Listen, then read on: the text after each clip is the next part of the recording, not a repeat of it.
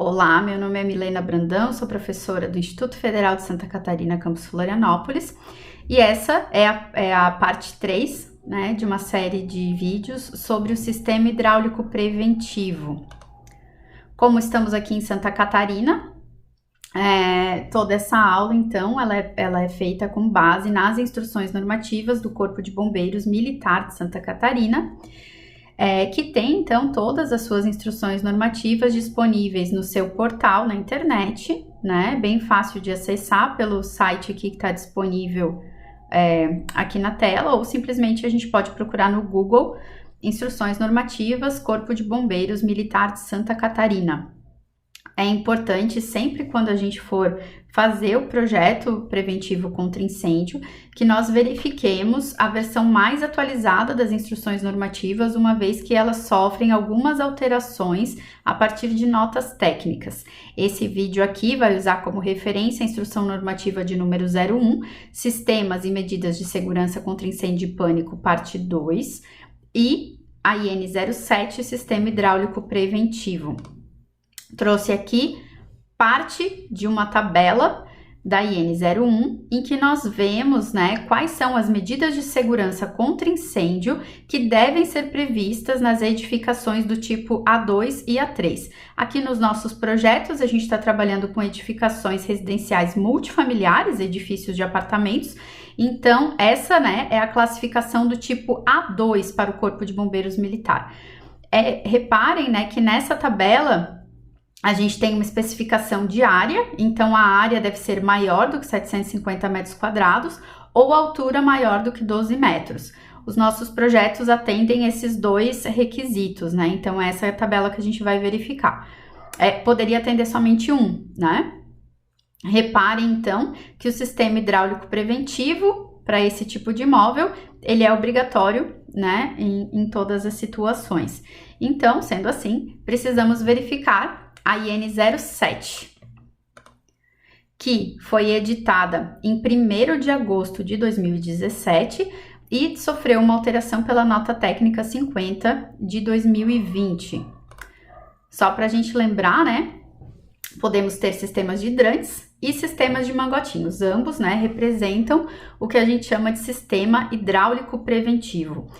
Os hidrantes são sistemas mais simples, mais baratos, e os mangotinhos são sistemas um pouco mais complexos e que a sua instalação é mais cara. Então, de modo geral, né, a gente vai fazer o nosso projeto sendo de hidrantes e os mangotinhos são exceção na instrução normativa. Reparem que aqui no artigo 3 é colocado quando, né, que é obrigatório a gente fazer o mangotinho. E no caso, né, a gente vai substituir o hidrante, né, quando as edificações tiverem carga de incêndio de até 1.142 megajoules por metro quadrado, porém com mais de 15 pavimentos. Não é o nosso caso, a nossa edificação é bem mais baixa do que isso.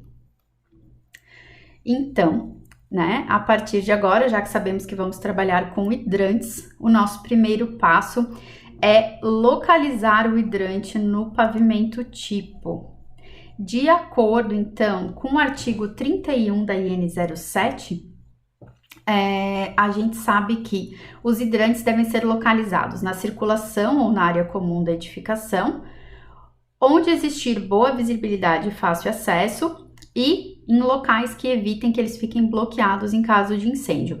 Num edifício de apartamentos, né, no pavimento tipo, o único lugar possível seria, então, no corredor dos apartamentos. A gente aqui abrindo o projeto, então, no AutoCAD, reparem que aqui, nesse exemplo de projeto, a gente tem localizado o hidrante centralizado, né, mais ou menos centralizado nesse corredor de apartamentos, e a gente tem indicado aqui em planta baixa o caminhamento do hidrante. O que seria isso, né? A gente pode usar esse termo caminhamento, mas na verdade seria o tamanho que a mangueira tem que percorrer para chegar no ponto mais distante. Então a gente vai fazer isso aqui para todos os apartamentos. Reparem então que no projeto, né, ó, a gente tem aqui o hidrante e a gente tem essa linha aqui rosa que vai indo até o ponto mais distante de cada apartamento. E aí No AutoCAD é bem fácil, né? A gente consegue verificar o tamanho dessa linha e todas essas informações precisam estar descritas no projeto. Então, por exemplo, aqui em rosa a gente tem, ó, caminhamento do hidrante 22,58, aqui para o outro apartamento 23,51, para o outro apartamento 20,41 e para o outro apartamento 21,76, beleza? Então, temos aqui no nosso projeto localizado o hidrante e temos os caminhamentos feitos. O artigo 34 vai falar pra gente sobre a quantidade de hidrantes. Então, o texto é o seguinte: a quantidade de hidrantes ou de mangotinhos de uma edificação, ela vai ser determinada pela cobertura das mangueiras, de tal forma que qualquer ponto da área a ser protegida seja alcançada pelo esguicho, considerando o comprimento da mangueira, o seu trajeto real, né? E desconsiderando o alcance d'água. Então, a gente vai considerar somente o comprimento da mangueira, né? E aí, existe, né, uma observação que nas edificações verticalizadas, que é o nosso caso, deve existir no mínimo um hidrante ou mangotinho por pavimento. Então, reparem aqui nesse exemplo, a gente localizou um hidrante até agora no pavimento tipo e verificamos os caminhamentos que não passaram de 25 metros, como a gente pôde, né, observar lá no arquivo do AutoCAD. Aí, aqui no artigo 18, a gente vai ter a seguinte informação. O hidrante deve ter uma mangueira flexível com junta de união tipo rosca Stores, sendo que as linhas de mangueiras devem ser compostas por lances, conforme a tabela 2.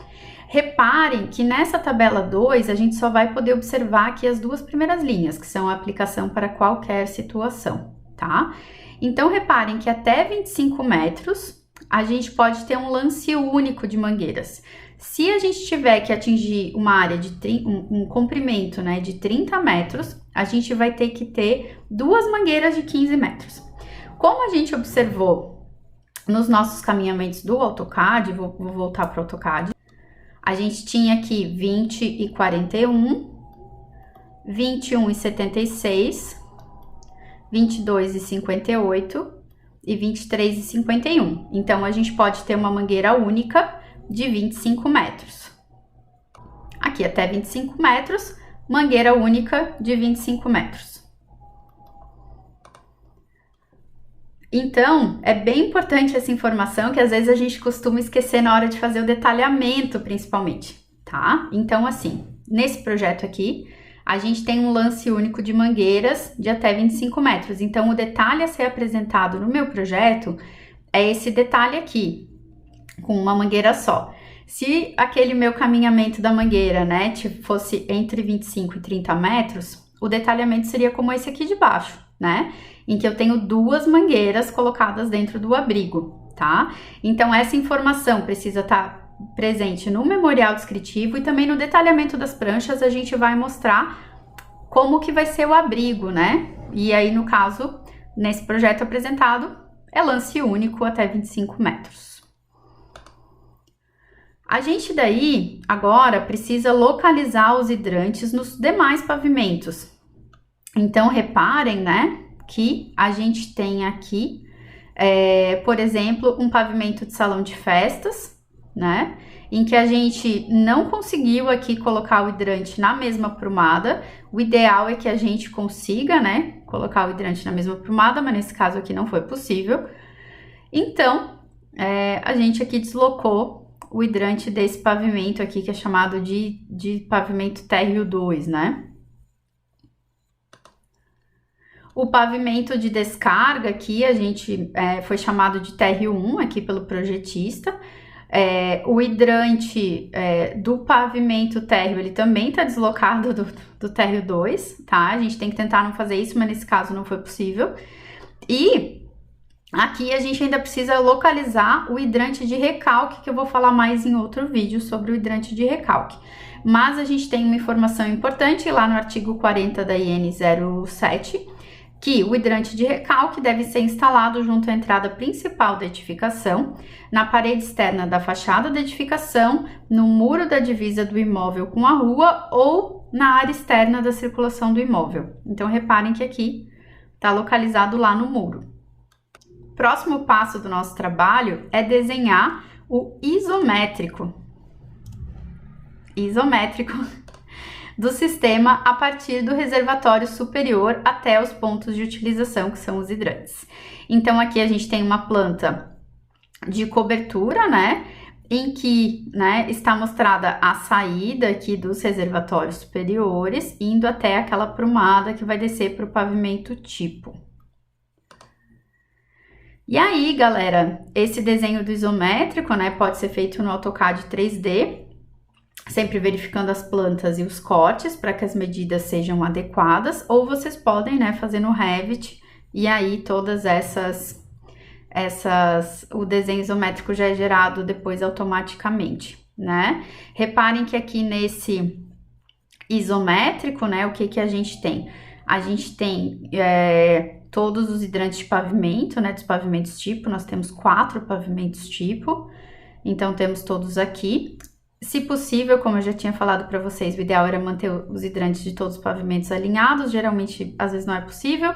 Então, reparem que aqui estão desalinhados, né, os hidrantes dos pavimentos que foram chamados de TR1 e TR2. E lá longe, né, lá no muro, a gente vai ter o nosso hidrante de recalque. No nosso projeto, deve aparecer escrito no memorial e também, né, lá nas pranchas, a reserva técnica de incêndio, né? Qual que é essa capacidade que deve ser acrescida no reservatório superior de reserva técnica. Então, no artigo 48 da IN 07, a gente tem a seguinte informação: o volume de água da RTI é definido em função da carga de incêndio e da área total construída do imóvel, e por isso que eu sempre pego no pé de vocês para a gente trabalhar com a área construída bem certinha já no início lá do nosso memorial, porque essa é uma informação muito importante para o nosso projeto. A maioria de vocês tem um projeto com área total construída entre 2.500 e 5.000 metros quadrados. E a gente já viu, né, lá nas aulas passadas, que a carga de incêndio da nossa edificação, ela é menor que 1.142 megajoules por metro quadrado. Sendo assim, então, a nossa reserva técnica é uma reserva técnica, né, tabelada, de 10 metros cúbicos ou 10.000 litros.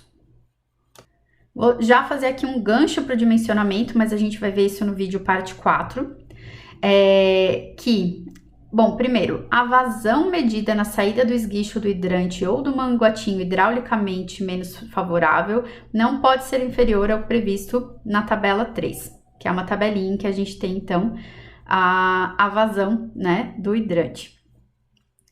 De acordo, então, com o artigo 44, o SHP deve ser dimensionado em função da carga de incêndio para fornecer a vazão requerida na tabela 3, com um funcionamento simultâneo então a gente vai ter de um hidrante, quando for instalado pelo menos um hidrante, tem que funcionar 2 hidrantes simultâneos quando a gente tiver instalado 2, 3 ou 4 mangotinhos, hidrantes, desculpa. A gente precisa ter 3 hidrantes funcionando simultaneamente quando a gente tem instalado 5 ou 6 hidrantes e precisamos ter pelo menos 4 hidrantes quando instalados 7 ou mais. Ao ser dimensionado esse sistema hidráulico preventivo, a gente também vai precisar observar a pressão máxima de trabalho em qualquer ponto do sistema, que deve ser de 100 MCA, devendo o sistema possuir dispositivos de redução, né, quando for necessário para não ultrapassar nesse valor. E aí, o Corpo de Bombeiros coloca ainda uma questão muito importante, que é o cálculo do SHP é de competência do responsável técnico pelo PPCI. Então, reparem que a instrução normativa não vai trazer para a gente uma forma de cálculo, um exemplo de cálculo, um memorial de cálculo. Isso é por conta do projetista e por isso que falarei disso separadamente aqui nessa sequência de vídeos, beleza? Reparem aqui, né, que nós temos no nosso projeto, então, que a gente tem que sempre mostrar no memorial um resumo de quantitativo. Isso é importante a gente fazer no nosso memorial. Então, a gente tem um no pavimento térreo, né, que seria esse térreo, o térreo 1, um no pavimento garagem, que é um pavimento aquele que se chama do térreo 2, e nós temos um por pavimento tipo. Então, nós temos um total de 6 hidrantes, e aí o funcionamento simultâneo de 3 deve ser observado. Para preparar essa aula, eu usei como referência as instruções normativas do Corpo de Bombeiros Militar de Santa Catarina, então a IN1 e a IN7. Usei ainda as notas de aula, né, de uma aula ministrada pelo Tenente Coronel Alexandre Vieira, do Corpo de Bombeiros Militar de Santa Catarina, no ano de 2017, para nós professores do IFSC.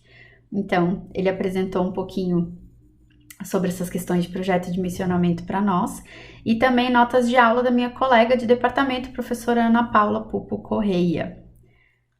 Vejam o vídeo 4 que será postado em breve. Até mais!